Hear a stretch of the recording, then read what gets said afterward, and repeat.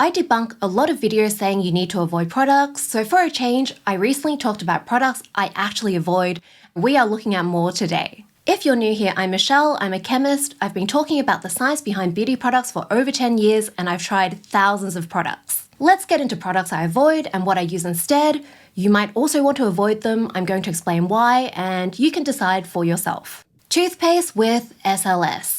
SLS, or sodium lauryl sulfate, this is a surfactant. Surfactants are the main cleaning ingredients in tons of different products, from toothpaste to face cleansers to car wash liquid. Now, on its own, SLS is relatively harsh. It works really well, but it's irritating. But it is usually fine in skin cleansers these days because there are a whole bunch of formulation tricks that make it gentler. For example, cleansers usually have a bunch of different cleaning ingredients. Basically, the other surfactants help the SLS stay out of the skin so it doesn't irritate as much. They also usually have things like glycerin and other moisturizers. There are a whole bunch of different methods. But for some reason, toothpaste doesn't use a lot of these. I'm guessing it might be to do with what's allowed in oral care products that you might accidentally swallow. And the mucous membranes inside your mouth, they aren't quite the same as skin, they are more fragile. Most people are fine with SLS and toothpaste, but if you are unlucky, like me, I am super prone to canker sores or mouth ulcers. If I accidentally bite the inside of my mouth, yes, I know this is a skill issue. It used to always turn into a giant open wound, and that made me miserable for like 2 weeks. Eating and talking just really hurt. My parents are pretty traditional Chinese, so yit hei was a big thing. Basically, if you get these canker sores, it's blamed on eating the wrong stuff, like too many chips. But I found that if I avoid SLS toothpaste, I can actually eat chips and it's fine. I'm guessing it has something to do with like the mucous membranes being swollen if you have too many irritating things on top of each other. It took me an embarrassingly long time to work out SLS. I switched to Sensodyne toothpaste because my teeth hurt with cold stuff.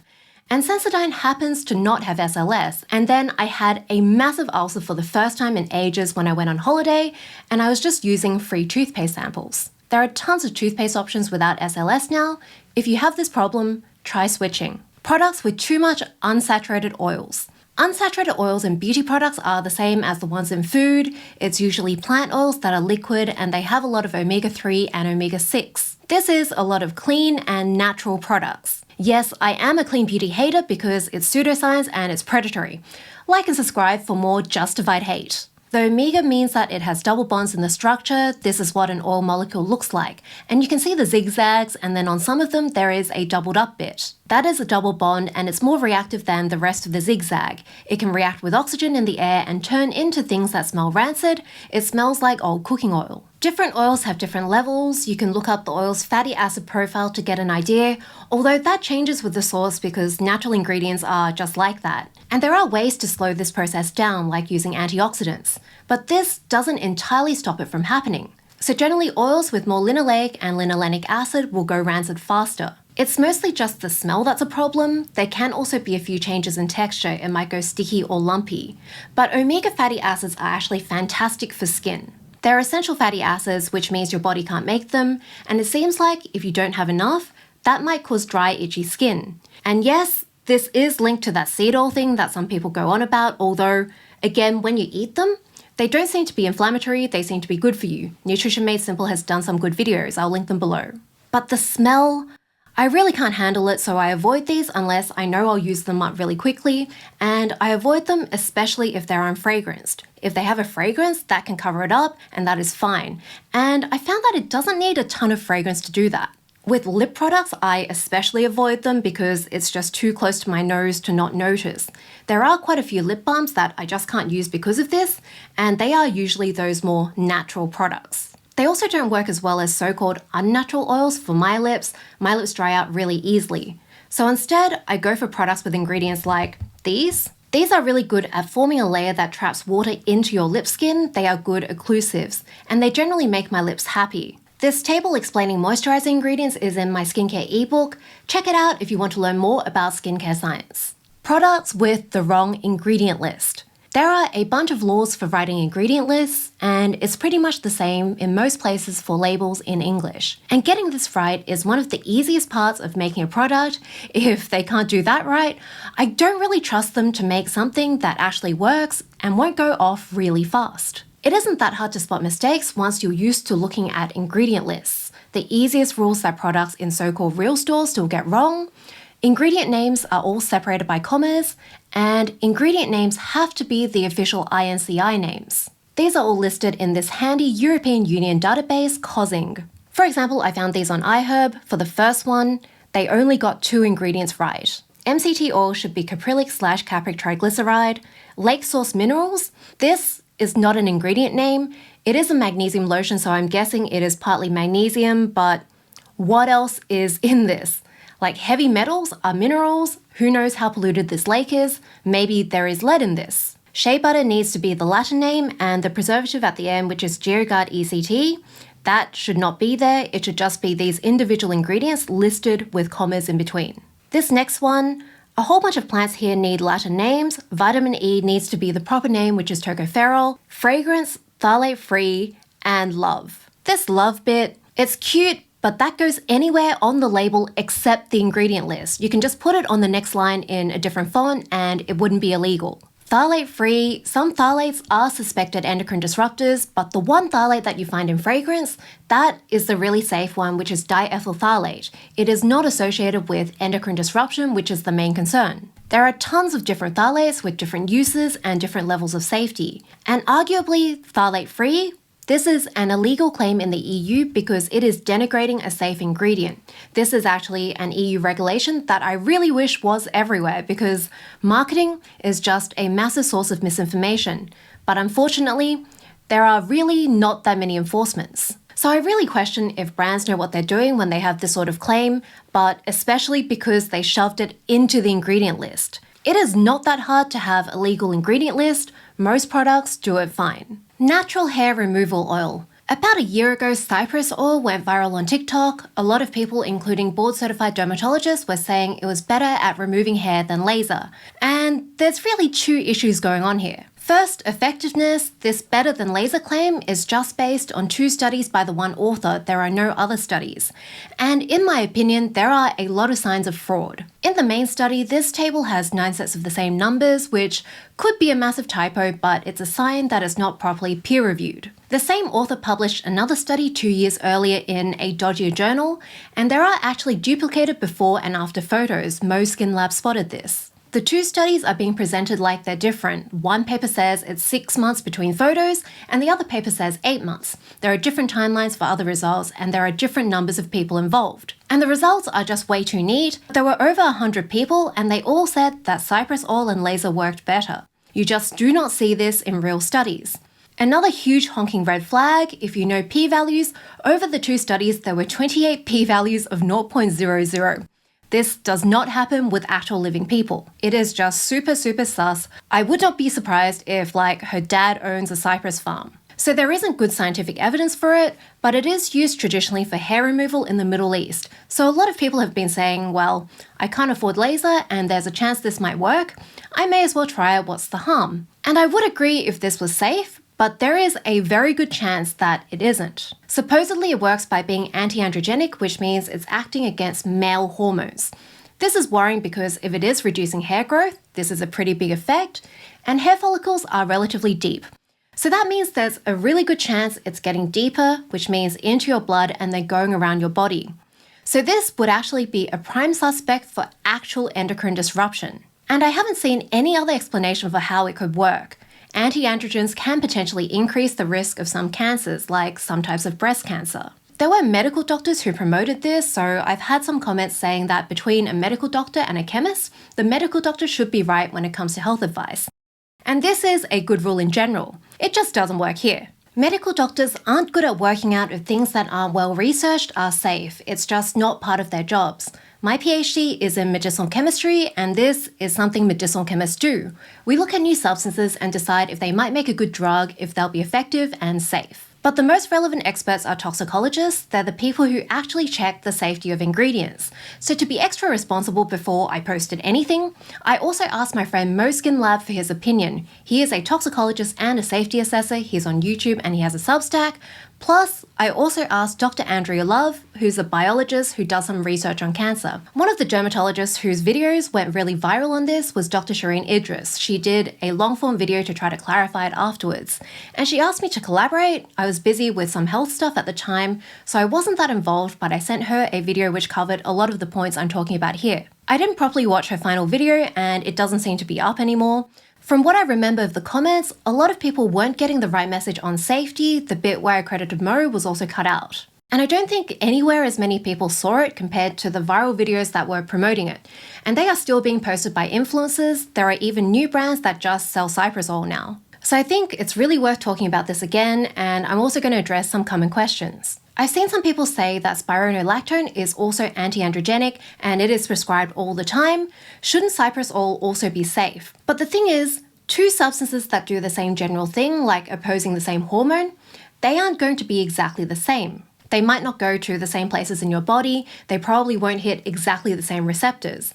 It's like antihistamines, there are some that are drowsy and some that aren't, because not all of them can get to your brain. With spironolactone, there were actually cancer concerns, which is why it is still prescription only, it's still monitored, and there was a whole bunch of safety data that was collected before they released it to make sure the risk wasn't that big. And none of this exists for cypress oil because it's not a drug.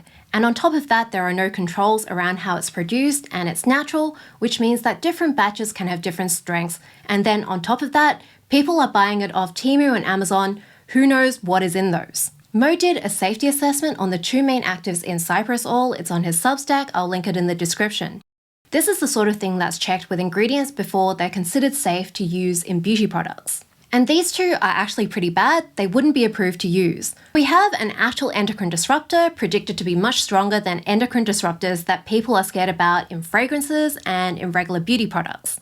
And people are rubbing this all over their legs, which means they are putting on a lot. They're rubbing it on their armpits, which are next to the breasts. I'm trying not to overstate it or scare you too much. We don't know if it will really increase cancer, and toxicology models are not always accurate. And there's also still dose, like if you've used it once or twice, it's probably not a huge issue. But with this oil, it's like the options are it's safe and it doesn't work, or it works and it isn't safe. Like there is no good option. And this really shows that natural and traditional things aren't just automatically safe. This is actually a big part of why you see headlines like they found a cure for cancer in the Amazon and then you just never hear about it again. It wasn't safe enough to use as a drug. Things that are really effective often have side effects. There's an amount where it's effective and then an amount where it starts getting dangerous. And a lot of the time, once you use enough to have it work, it is already dangerous. Drugs only get approved if the effective amount is much lower than the dangerous amount and there is a big enough gap. That's called the therapeutic window. Alternatives for hair removal, you can use laser or IPL. There are some home versions now that work pretty well. There's also electrolysis. There's also standard shaving, waxing, depilatory creams. They break hair off at the skin surface. If you have PCOS, there are anti-androgen medications that are properly checked, like spironolactone. Those can decrease hair. And there's also an actual tested drug cream for reducing hair growth. Solid bar conditioners. Conditioners work by forming a really thin blobby coating on the surface of hair. It makes it smoother so your hair doesn't get yanked around and it doesn't chip and crack as much. Your hair naturally has a bunch of oil attached to the surface. It's called the F layer, and this gets removed when hair gets damaged. Now with normal wear and tear, it is not that much, but if you chemically process your hair, a lot more comes off, which means the surface of the hair changes. My hair under this is actually bleached to white, and bleach is one of the most damaging things you can do to hair, although it is also one of the most rewarding because I love this. The surface is very different, which means different conditioning ingredients will stick to it. So with normal conditioners for less damaged hair, they have oily ingredients which bind to that natural oil layer. These do not stick well to super damaged hair. You need special ingredients like my favorite, amodimethicone. And at the moment, it isn't really easy to get these into a solid bar. I'm sure one day they'll figure it out, but for now, looking at the conditioner bars that are available, they just don't have the right ingredients for super damaged hair. Obviously, not everyone has this problem, so bar conditioners might work well for you, and short hair might not even need conditioner. But for me, I really need to stick to like regular liquid conditioners that have these special ingredients, otherwise my hair is awful and breaks. Estrogen cream. This is another popular TikTok trend, putting estrogen cream on your face for anti-aging. Quite a few medical doctors have recommended it, and now more medical doctors have warned about it. Which is good because there are companies like Alloy who have been sponsoring a whole bunch of influencers to promote it, including doctors. Basically, there isn't good evidence that it works in general. It might work for some people whose skin has changed after menopause, but it doesn't seem to work for everyone. And a lot of skin aging isn't actually about hormones. It's also really unlikely to do anything if you haven't gone through menopause. I have seen people who are way too young wanting to try this because it has just been pushed so much as a miracle cream. Estrogen can also make hyperpigmentation, dark spots, and melasma worse. I don't know why, but some of the dermatologists who promote this flat out deny that this can happen, but the big issue here is safety. A lot of people just started rubbing vaginal estrogen cream on their faces after seeing a doctor on TikTok, which means they are potentially getting a lot more estrogen into their systems. Or they're using telehealth companies like Allo, which a lot of the time they aren't screening properly. For this section, I asked Dr. Jen Gunter to comment. She's an OBGYN who's really rigorous about evidence, and she's familiar with all the menopause misinformation flying around right now. I've been contacted by several people who have used estrogen face cream who have had complications like vaginal bleeding. How common is that? I don't know. We don't have the studies to tell us, and that's something that's concerning. I often get asked, well, can I use estrogen face cream with appropriate medical supervision? Given the state of the literature, I can't tell you what appropriate medical supervision is. I just can't. We don't have that kind of data. I think it's important for people to understand that when we look at the literature, we're looking at a hodgepodge of barely phase 1 studies. There are a couple of different kinds of estrogen cream that people may end up using on their face. One is a compounded product that could have a variety of different ingredients in it, and it's usually estriol. And the other is to use an estrogen product made for the vagina on the face. Now, it's important to know that we don't have quality information about either of these products. One product that's being promoted a lot is Alloy's compounded M4 estriol cream. They keep saying that they did a study that shows it doesn't absorb into blood. It sounds like for sponsorships, one of Alloy's doctors, they'll talk to the influencer about how safe it is and show their study. If it doesn't absorb into the body, then there's no potential cancer risk. But again, medical doctors are not toxicologists. They don't know how to interpret raw safety data. And again, Mo Skin Lab, who is the hardest working toxicologist on social media, he comes to the rescue. Basically, their safety study just had 2 data points: estrogen levels before and 12 weeks after using the cream. So this doesn't actually tell us what happened in the middle. It could be really, really high. This is nowhere near enough to say this is safe. Normally you need a ton more data. And a lot of people have said they've had side effects from Alloy's products. This shows it probably does absorb. Their cream is also compounded, which means estriol is mixed into each batch by a pharmacist. It's kind of like a controversial regulatory loophole in the US. Compounding is a lot less controlled than medications that you buy off the shelf. There's a lot more human error involved.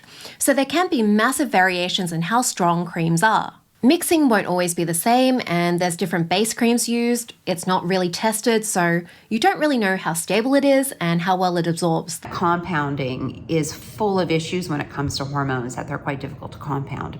So how much actually is active in the compounded product and how much is absorbed is really unknown. Even the order in which you add the ingredients can affect the final outcome for a compounded product. The problem is, because we don't have any data, it's not any safer if you're getting it as a prescription or buying it without a prescription or using a product meant for one body part on another body part. We just don't have any good data to tell people how much is absorbed. Is this any kind of concern? We just don't know. It's really buyer beware. Telemedicine companies, a lot of the time, they do not properly screen people. For example, this dermatologist tested Alloy's screening process. She filled in the online form with her history of breast cancer, and she got prescribed estriol cream pretty much immediately. The whole reason that prescriptions exist is because with some medications, the benefits are not worth the risks for everyone. Your doctor should check your medical history, which are the medications you're taking, discuss the risks and side effects to look out for. With estrogen, the big risk is cancer. When people have a uterus and they're using estrogen and they're not getting enough of a progestogen to protect the lining of the uterus, they can get precancer of the lining of the uterus and they can get cancer. That's a known effect of estrogen. Do we have to be concerned about topical estrogen face creams and body creams? Yeah, we have to be concerned until we actually have data to tell us not to be concerned. The other issue is people who have a history of breast cancer, especially people with a history of an estrogen receptor positive breast cancer. Again, since we don't know the absorption of these products, we can't say anything about safety. And we can't take data from the vagina and use it for the face because they're different body parts. And I think it's also really important to point out that we don't have actually really good long-term data for vaginal estrogen. Now, I don't want to scare anybody because all of the observational data suggests that it's safe. But, now we're taking data from one body part and moving it to another body part.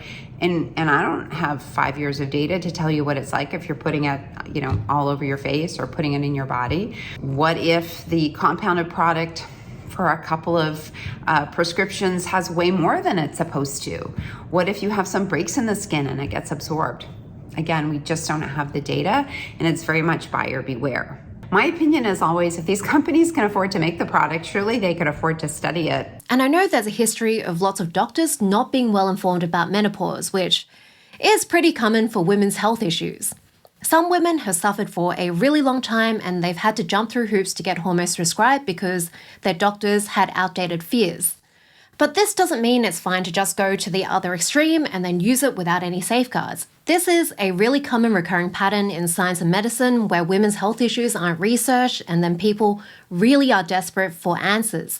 A lot of pseudoscience is partly science and medicine's fault, and I feel like that's what we're seeing play out here. For many people, menopause can be a challenging time for a lot of reasons.